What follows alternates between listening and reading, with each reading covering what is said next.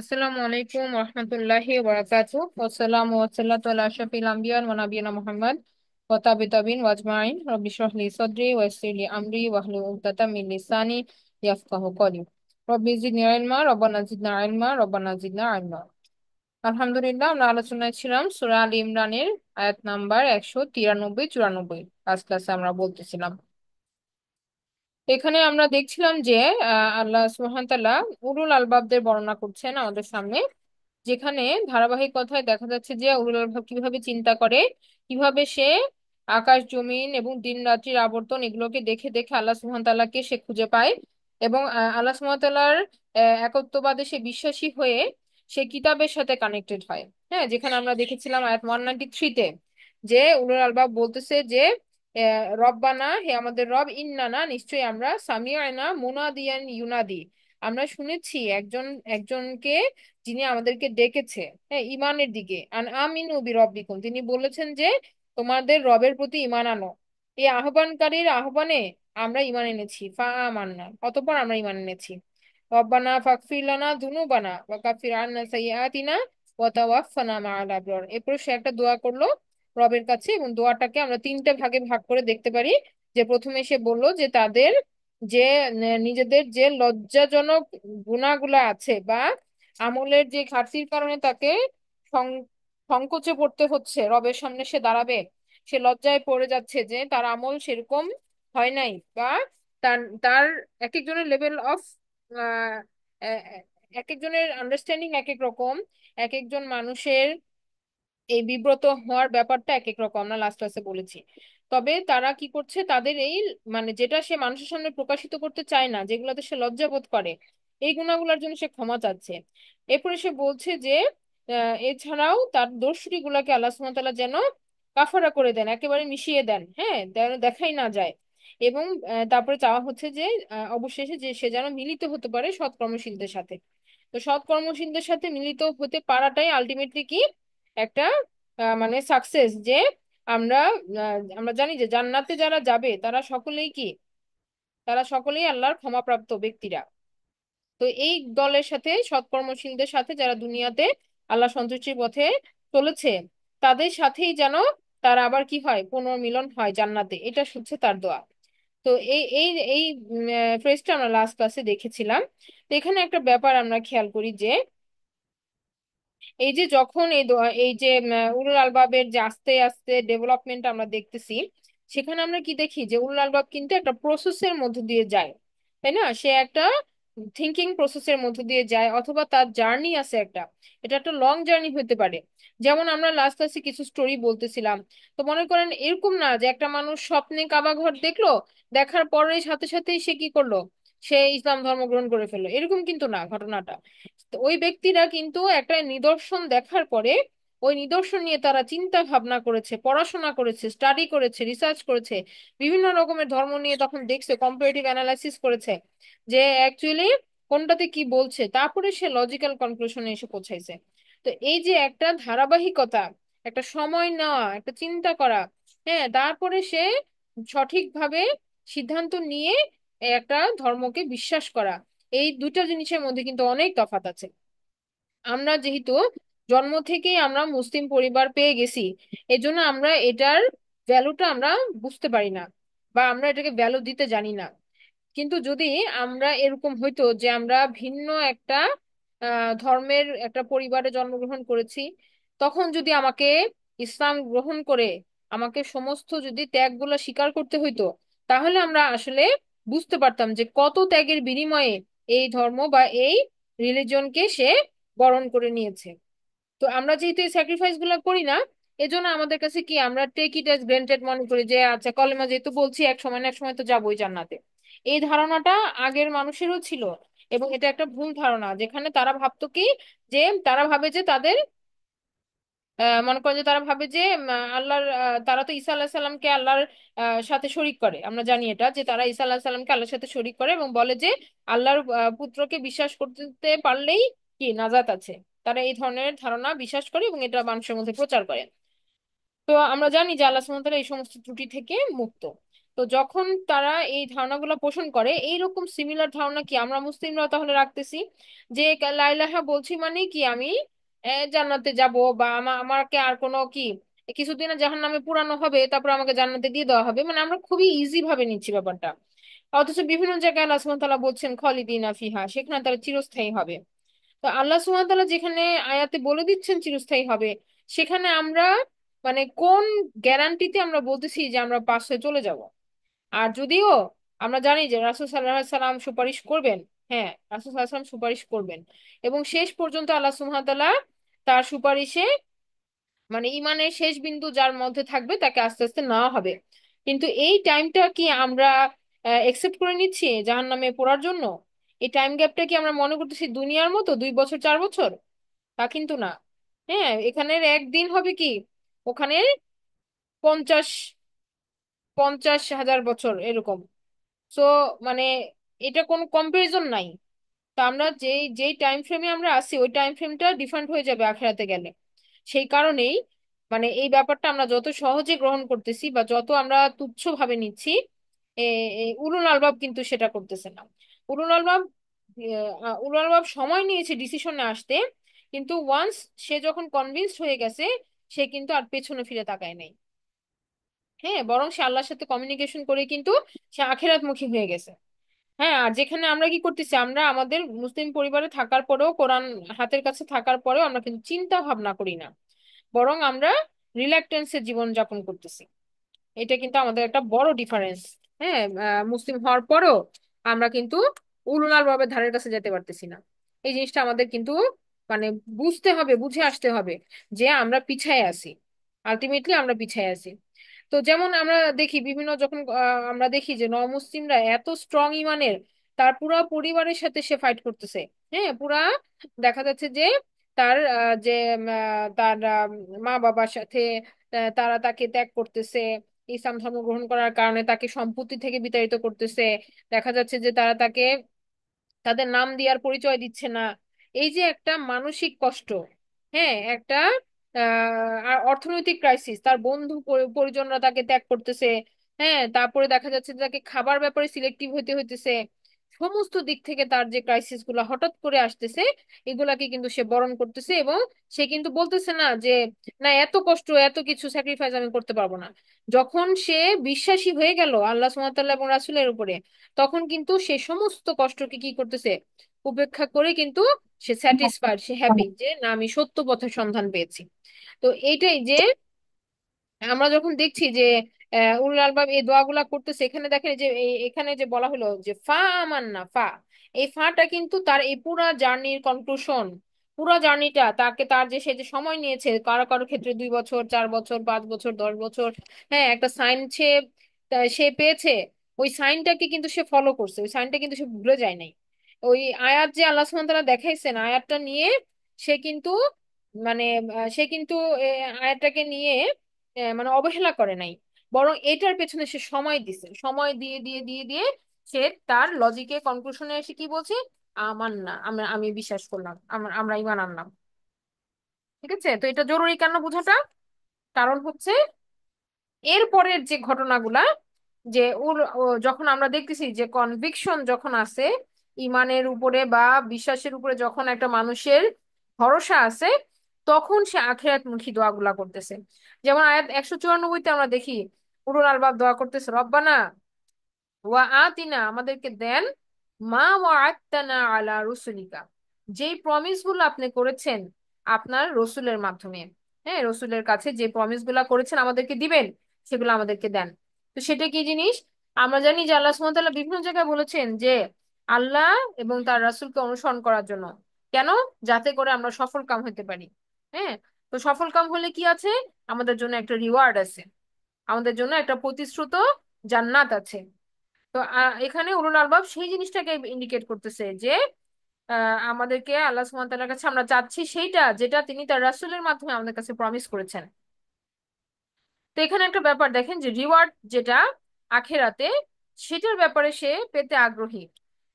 তবে ব্যাপারটা এরকম না যে মনে করেন যে আমরা যেরকম দোয়া চাই, দোয়া চাওয়ার পরপরই আমরা আশা করি যে আমাদের দোয়াটা কবুল হয়ে যাচ্ছে। এবং আমরা এটা পাই না কেন? যেমন আমরা মনে করেন যে দোয়া চাইতেছি যে আল্লাহ আমার প্রমোশন দাও, পরের বছর আপনার প্রমোশন হইলো না, তারপরে আপনি আপনি আল্লাহর সাথে কি আপনার আপনার মনক্ষুণ্ণ হয়ে গেলেন আল্লাহর ব্যাপারে, যে আমি দোয়া চাইলাম আল্লাহ দিল না। কিন্তু এভরিথিং এভাবে কাজ করে না, সবকিছু ভাবে কাজ করে না।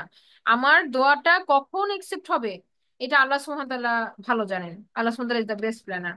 তো সেখানে উলুল আলবাব কিন্তু দেখেন দুনিয়াবি যে তার চাওয়া পাওয়া এগুলা যে সে খুব এক্সপ্রেস করতেছে তা কিন্তু না। সে রাসূলকে রেফারেন্স দিয়ে আল্লাহ সুবহানাহু ওয়া তাআলাকে বলতেছেন যে আমি বিশ্বাস করেছি, এবং সে রাসূলের সাথে কানেক্ট হয়েছে, সে কিতাবের সাথে কানেক্ট হয়েছে। কানেক্ট হওয়ার পরে সে বলতেছে যে এই প্রফেটরা সত্য কথা বলে গেছেন, এটাও সে বুঝতে পারছে, এবং এই কারণে সে বলতেছেন যে যা কিছু আল্লাহ তার রাসূলের মাধ্যমে প্রমিস করছেন সেটা সে চাচ্ছে। তো এখানে একটা ব্যাপার দেখেন যে আমরা আমরা জানি যে আল্লাহ সুবহানাহু ওয়া তাআলা যেটা প্রমিস করছেন সেটা কি আল্লাহ সুবহানাহু ওয়া তাআলা অবশ্যই বাস্তবায়িত করবেন, এটার উপরে সে আমার ভরসা, পাই না, তোর নেট ডিস্টার্ব করতেছে না। এটার উপরেই সে ভরসা রেখে কিন্তু আল্লাহর কাছে দোয়াগুলা যাচ্ছে। এরপরে বলা হচ্ছে ওয়ালা তুখজিনা ইয়াউমাল কিয়ামা, এবং আমাদেরকে কিয়ামতের দিন অপদস্থ বা অপমানিত আল্লাহ সুবহানাহু ওয়া তাআলা যেন না করেন, এই ব্যাপারে সে দোয়া চাচ্ছে। তো আল্লাহ সুবহানাহু ওয়া তাআলা কিভাবে একটা মানুষকে অপমানিত করেন? হ্যাঁ, আমরা দেখি যে সেই দিন কিছু ব্যক্তি সম্মানিত হবে কিয়ামত দিবসে, আর কিছু ব্যক্তির মুখ অপমানে অপমানে গ্লানিতে কালো হয়ে থাকবে। এরা হচ্ছে অপরাধী, যারা কিনা আল্লাহর নাফরমানি করেছে দুনিয়ার বুকে। তারা সেদিন মাথা উঁচু করে তাকাতে পারবে না, তারা অপমান বোধ, লজ্জা, হ্যাঁ, এবং মানে তাদের যে অপরাধের যে গ্লানি, এগুলার কারণে তাদের মাথা অবনত হয়ে থাকবে, এবং মুখ এত কালো হয়ে থাকবে যে যখন তারা দেখবে যে শাস্তি তো কনফার্ম, আমার শাস্তি তো হবে কনফার্ম, তখন তারা ভয়, ভীতি, অপমান সবকিছু মিলে তাদের এক মানে কালি পড়ে যাবে মুখে। এই জিনিসটা আল্লাহ সুন্দর বিভিন্ন সূরাতে এক্সপ্রেস করেছেন। কারো কারো মুখ হবে উজ্জ্বল, হ্যাঁ, আনন্দিত, আর কারো কারো মুখ হবে কি লজ্জিত, অপমানিত। তো এখানে এই ব্যাপারটা হচ্ছে যে মানুষের কর্মের ফলস্বরূপ আল্লাহ সুবহানাহু ওয়া তাআলা কাউকে জান্নাত দিবেন, তারা হবে কি আল্লাহ সুবহানাহু ওয়া তাআলার তরফ থেকে সম্মান প্রাপ্ত। আর যারা তাদের কর্মের ফলে জাহান্নামে যাবে তারাই হচ্ছে কি অপমানিত। এখানে দেখেন উলুল আলবাব যে আমরা বলতেছি যে এটা হচ্ছে জ্ঞান বুদ্ধি সম্পন্ন লোক, আমরা চিন্তা করি কি জাহান্নামে গেলে কষ্ট হবে, আগুনে পুড়তে হবে, চামড়া পুড়বে, মাংস পুড়বে, কষ্ট হবে, আমরা এটা চিন্তা করি। উলুল আলবাব কিন্তু ফিজিক্যাল কষ্টের কথা চিন্তা করতেছে না।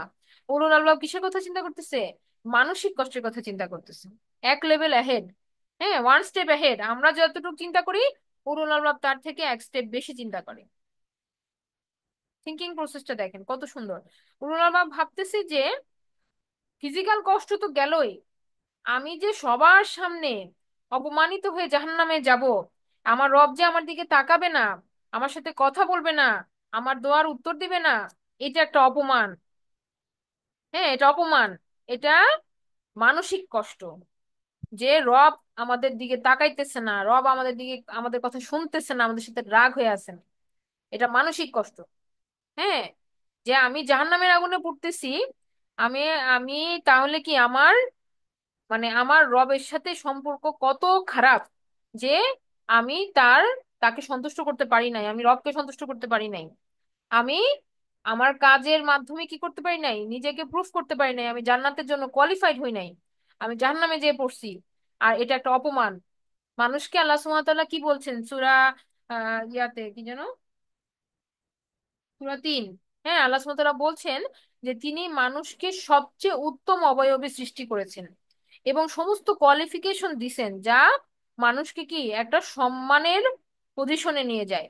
মানুষকে আল্লাহ সুবহানাহু ওয়া তাআলা বুদ্ধিমত্তা দিয়েছেন, চিন্তা করার জিনিস দিয়েছেন, হ্যাঁ, সমস্ত যে যে অর্গান গুলা যেগুলো আমরা ইনফরমেশন রিসিভ করি, হ্যাঁ, হিয়ারিং অর্গান, সিইং অর্গান, এই যে ডেভেলপড অর্গান গুলো দিছেন, এগুলো অন্য প্রাণীকে আল্লাহ সুবহানাহু ওয়া তাআলা দেন নাই।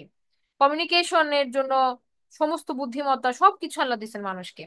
এগুলো দেওয়ার মাধ্যমে আল্লাহ সম্মানিত করছেন মানুষকে, এবং মানুষের থেকে এক্সপেকটেশন হচ্ছে যে সে এই তাকে যে নিয়ামত গুলো দেওয়া হচ্ছে এগুলার সে যথাযথ ব্যবহার করবে, এবং এগুলা যথাযথ ব্যবহার করে সে জান্নাতে আবার ফিরে যাবে। আর যখন আমরা এটা করতে পারতেছি না, তখনই তো কি আমাদের জন্য ভিন্ন পরিণতি। আর সেটা হচ্ছে কি, আল্লাহ সুবহানাহু ওয়া তাআলা মানে আল্লাহ সুবহানাহু ওয়া তাআলার এই যে এই সিদ্ধান্তটা মানুষের জন্য অপমান। মানুষকে আল্লাহ সম্মানিত করছেন, আল্লাহ বলছেন মানুষ হচ্ছে আশরাফুল মাখলুকাত, কিন্তু সবাই না, সবাই হতে পারবে না। যারা কোয়ালিফাই করতেছে না, সূরা তিনি আল্লাহ বলছেন যে মানুষ নিজের কারণে, নিজের গুনাহের কারণে সে নিচু থেকে নিচু স্তরে নেমে গেছে, নিচু থেকে নিচু স্তরে নেমে গেছে। আর এই কারণে কি, জাহান্নামে পড়লে সেটা হচ্ছে অপমান। এটা বুঝার জন্য ব্রেন থাকতে হবে, এটা বুঝার জন্য হার্ট থাকতে হবে। হ্যাঁ, আল্লাহ সুবহানাহু ওয়া তাআলার সামনে দাঁড়ানো সম্মান, একটা সম্মানের ব্যাপার।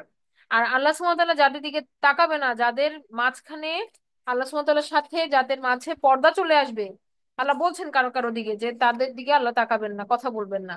এটা হচ্ছে অপমান। এটা বুদ্ধিমান লোকেরা বুঝতে পারে যে এটা অপমান।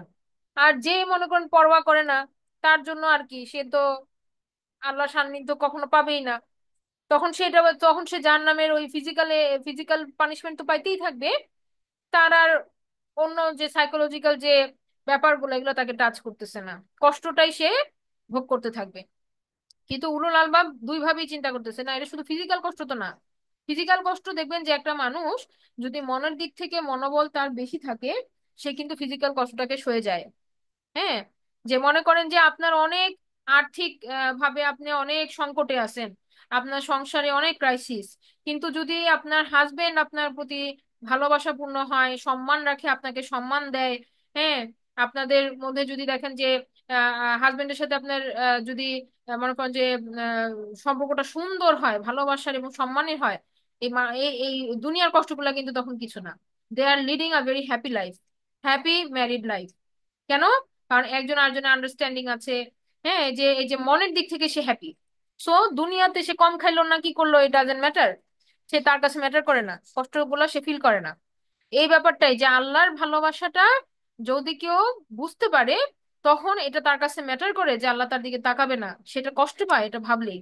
যেটা কিভাবে সম্ভব, আমার রব যাকে দেখার জন্য আমি দেখতে চাই যাকে, সে আজকে কিয়ামতের দিন আমার দিকে তাকাচ্ছেও না, আমার ডাক শুনতেছেও না। এটা একটা অপমান। এটা বুঝার জন্য উলুল আলবাব হতে হবে।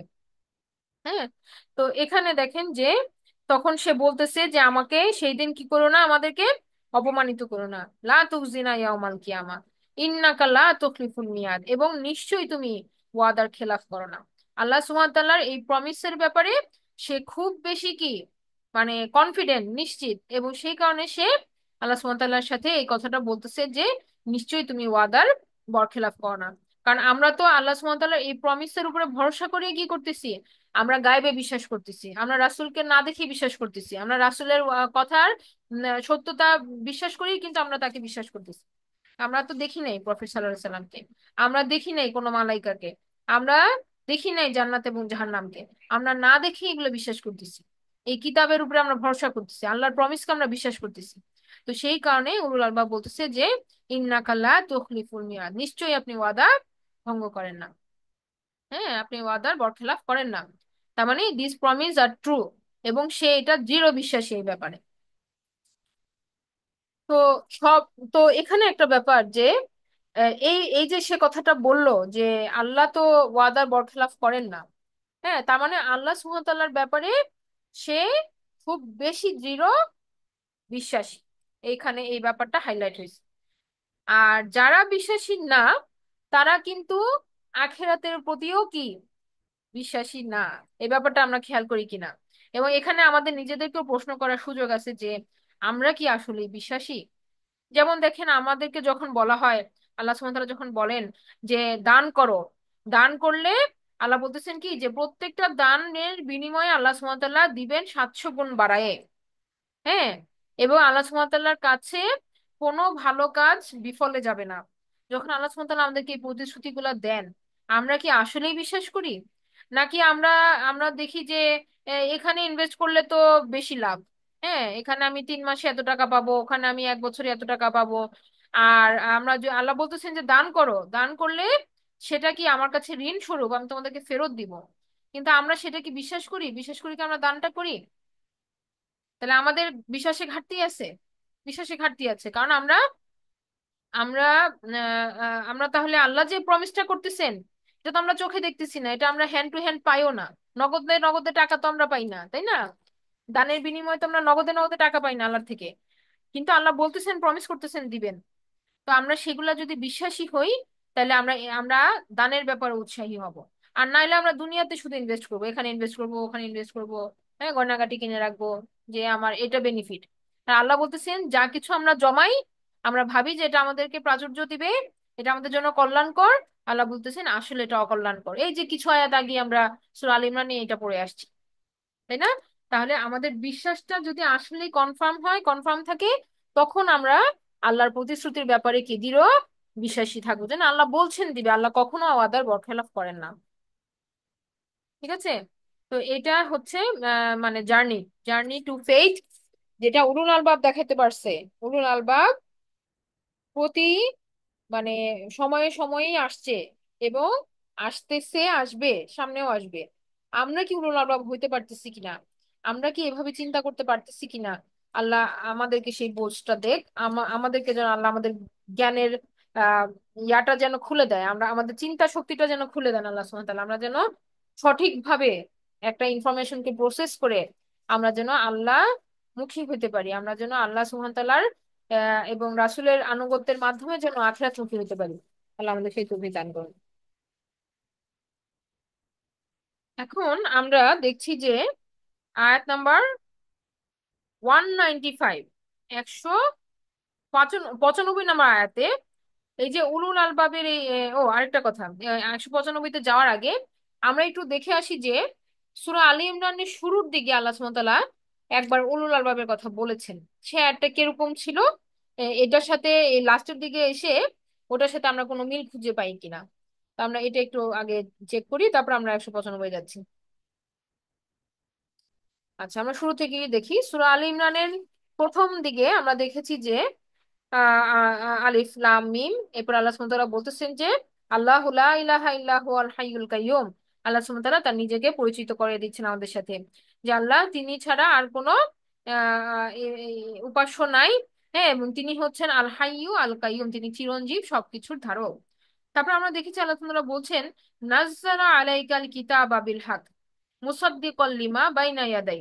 আল্লাহ সুবহানাহু ওয়া তাআলা এই কিতাবকে নাজিল করেছেন সত্য সহ, যেটা কিনা সত্যায়নকারী পূর্ববর্তী কিতাবের। ওয়া আনজালা তাওরাত ওয়াল ইনজিল, যা কিনা আল্লাহ নাজিল করেছেন তাওরাত এবং ইনজিলের।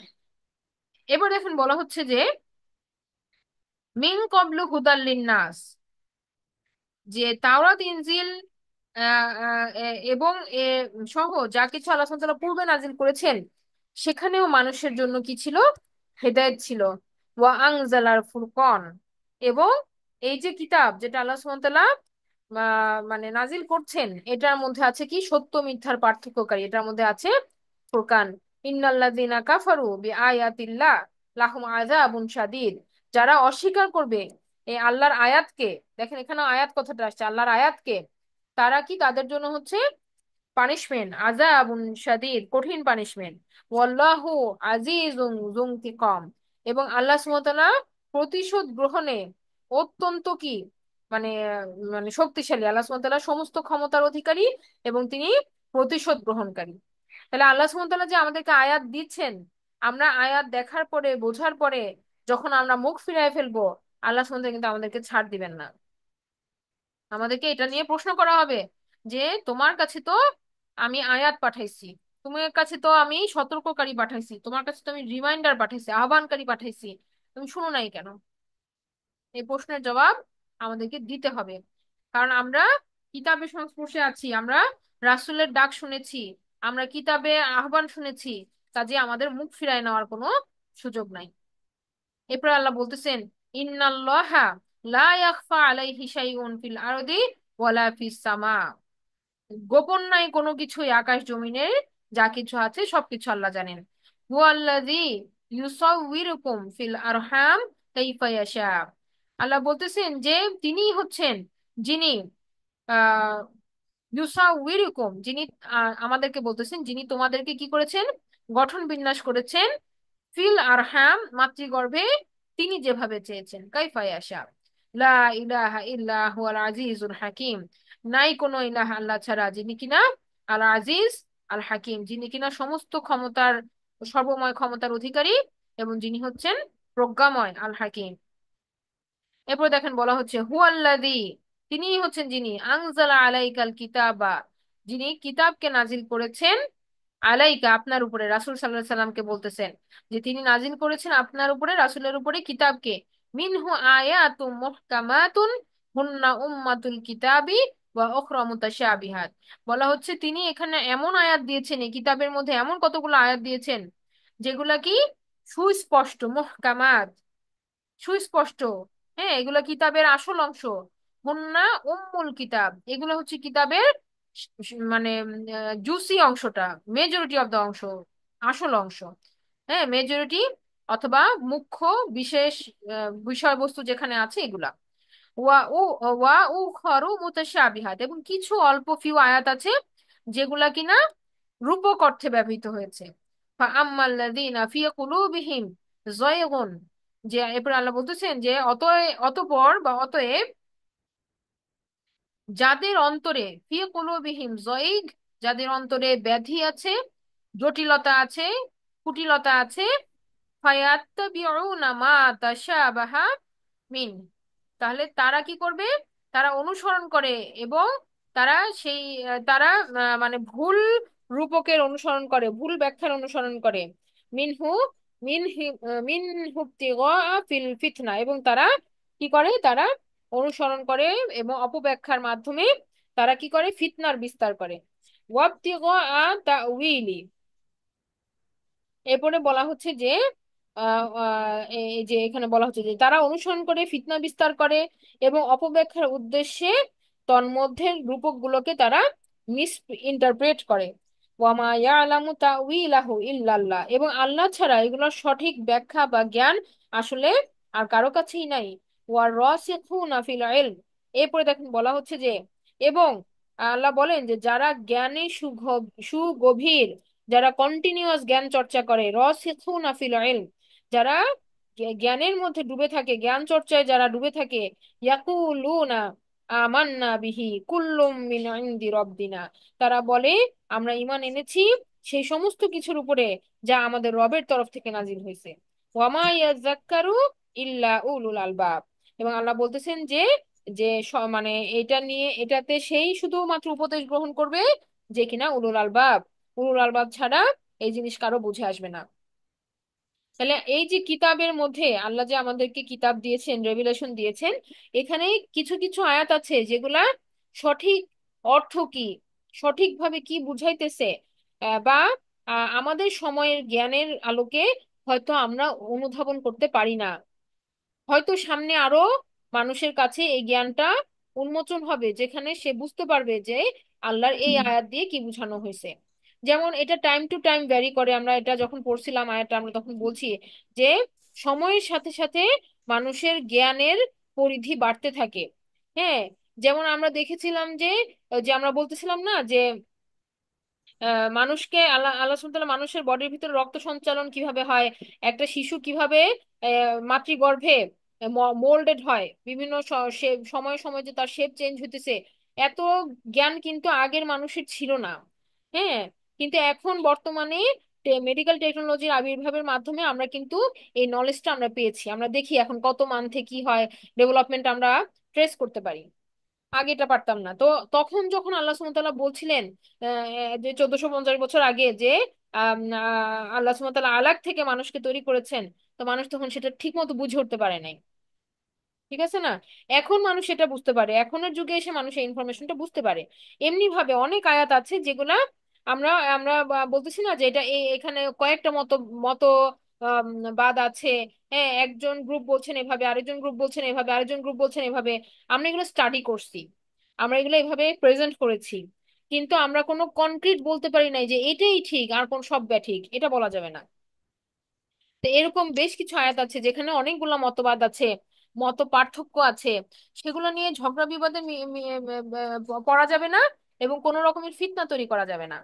হ্যাঁ, যে আমি যে আমার আমার হুজুর যেটা বলছে এটাই ঠিক, আমার আলেম যেটা বলছেন এটাই ঠিক, তোমার আলেম ভুল, এভাবে কোনো কন্ট্রাডিকশনে যাওয়া যাবে না। বরং আল্লাহ সুবহানাহু ওয়া তাআলার উপর তাওয়াক্কুল করতে হবে যে এগুলোর ব্যাখ্যা আসলে সঠিকটা আল্লাহই ভালো জানেন। We are trying to figure out, আমরা চেষ্টা করতেছি বুঝার, আগের মানুষ যেভাবে বুঝছে সেভাবে আমরা বোঝার চেষ্টা করতেছি। তো এইভাবে উলুল আলবাব দেখা যাচ্ছে যে কি, সে সারাক্ষণ জ্ঞান চর্চার মধ্যে আছে। সে কোনো জিনিস অন্ধভাবে বিশ্বাস করে না। ওই যে আমরা বললাম না যে স্বপ্নে দেখলো আর বিশ্বাস করে ফেললো না, সে কিন্তু এটা নিয়ে মানে সময় কাটাইছে, এটা নিয়ে সে রাতের পর রাত চিন্তা ভাবনা করছে, গবেষণা করছে। তো এই যে রসিকুনা ফিল ইলম আমরা যেটা বলতেছেন, এটা হওয়ার জন্য কিন্তু আমাদেরকে যে অনেক বেশি একাডেমিক ক্রেডেনশিয়াল গেইন করতে হবে, ব্যাপারটা এরকম না।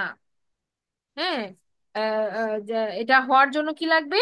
পরিষ্কার একটা মন লাগবে, এবং আল্লাহ সুবহানাহু ওয়া তাআলার প্রতি তাকওয়া বা ভরসা, এইটুকু থাকলেই কিন্তু সে কি করতে পারবে? সে আল্লাহর কিতাবের সাথে কানেক্ট হয়ে যেতে পারবে। তো এখানে এই যে যারা জ্ঞান চর্চার সাথে, আল্লাহ যেটা বলছেন এটা হচ্ছে কি, সে নিজেকে প্রতি মুহূর্তে আল্লাহর সাথে কানেক্ট রাখা, এবং মানে জ্ঞান পিপাসু থাকা, যে আমি জানতে চাই। আল্লাহর কিতাবকে সে স্টাডি করতেছে, পড়ার চেষ্টা করতেছে, জানার চেষ্টা করতেছে। হ্যাঁ, তার লিমিটেশন গুলাকে সে অ্যাড্রেস করতেছে। তো এইভাবে তার এটা কন্টিনিউয়াস প্রসেস, যে সে কি করে, সে প্রত্যেকটা আল্লাহর কথাকে বিশ্বাস করে, সেটা সে কনভিকশন করে এবং বলে যে আল্লাহ যে যে যে আমান না, আমরা ইমান এনেছি বিহি কুল্লু মিন ইনদি রব্বিনা, যা কিছু আমার রবের তরফ থেকে আসছে সব কিছুতে আমি বিশ্বাস করি।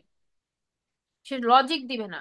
আগে ওই যে আমরা বললাম না যে আমাদের হার্ট এবং ব্রেন, এই দুটার মধ্যে ব্যালেন্স থাকতে হয়। হার্ট যখন কনভিন্স যে না এটা রবের তরফ থেকেই আসছে, তখন ব্রেনও কনভিন্স হয়ে যায়। আমার যখন হার্ট কনভিন্স হয় না, তখন আমি প্রশ্ন করি যে কেন আল্লাহ এটা বলছে। আমরা তখন প্রশ্ন করি যে যে কেন আল্লাহ বলছেন এই কথাটা। এভাবে আমরা কি করি, আমরা আর্গুমেন্ট করার চেষ্টা করি।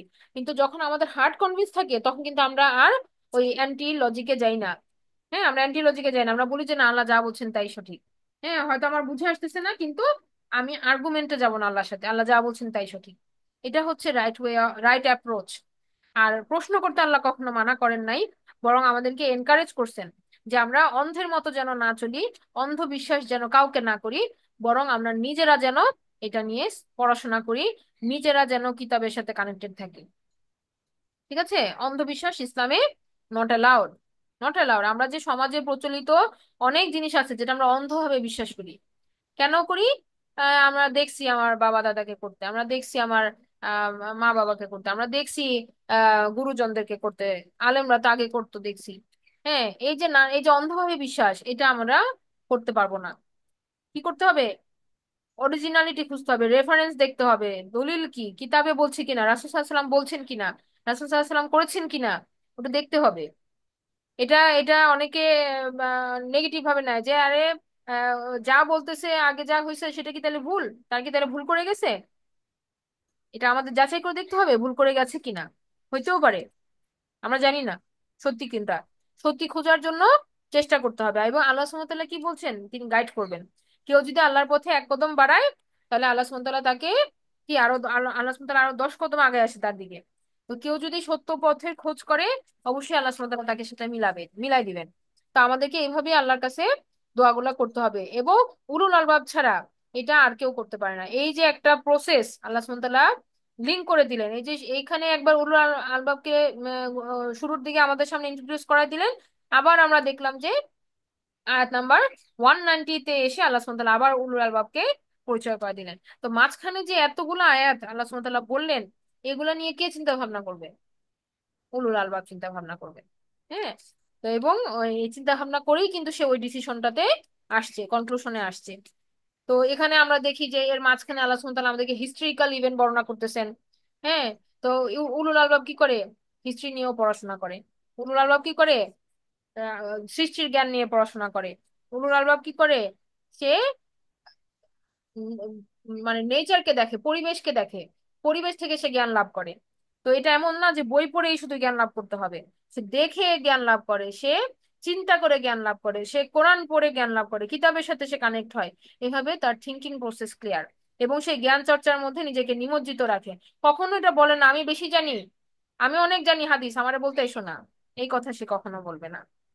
হ্যাঁ, আমি অনেক কিতাব জানি, আমার আমার এটা শোনার দরকার নাই, এই কথা সে কখনো বলতে পারে না। উলুল আলবাব এই কথা বলতে পারে না।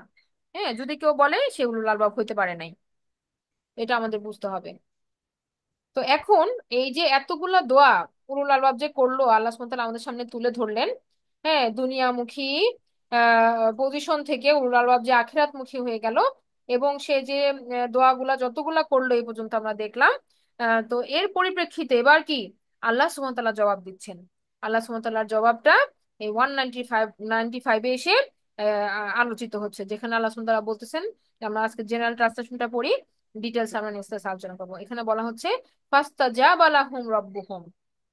এই যে ইস্তাজাবা মানে জবাব দেওয়া। হ্যাঁ, জবাব দেওয়া। তো কে জবাব দিচ্ছেন? এখানে আল্লাহ সুবহানাহু ওয়া তাআলা এই সাসপেন্সটা পরে রাখছেন।